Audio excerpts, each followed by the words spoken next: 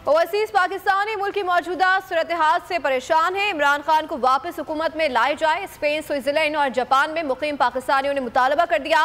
कहा कि इमरान खान के साथ है। महंगाई ने आम आदमी का जीना दोबर कर दिया है। करप्ट टोले ने पाकिस्तान की मईशत को तबाह किया। जल्द से जल्द इलेक्शन कराकर मजीद नुकसान से बचाना चाहिए।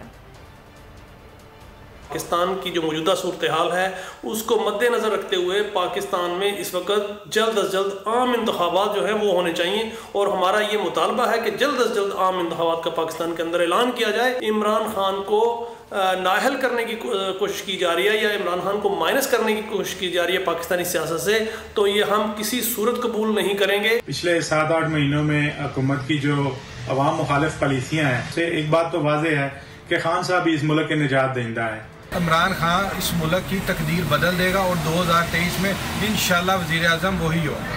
हम सब ओवरसीज़ पाकिस्तानियों की अब दिल से अपील है जी, दिल से अपील है, हमारा मुल्क तरक्की करे, हम सब तरक्की करें। इमरान खान अपने लिए नहीं इलेक्शन चाहता, इमरान खान पाकिस्तानी अवाम के लिए चाहता है और इमरान खान की बातें दिलों में बस रही हैं और तीर की तरह लग रही हैं।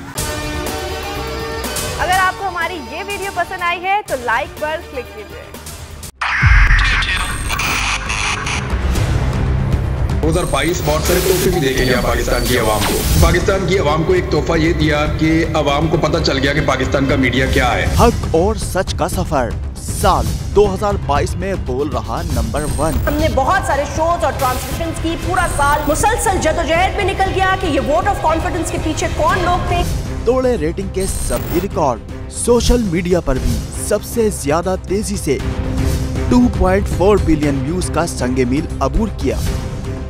एंकर्स को भी आवाम में सबसे ज्यादा मकबूलियत मिली और सोशल मीडिया पर भी बोल रहा सब पर भारी। सब्सक्राइब करें और बेल दबाएं ताकि कोई खबर रह न जाए।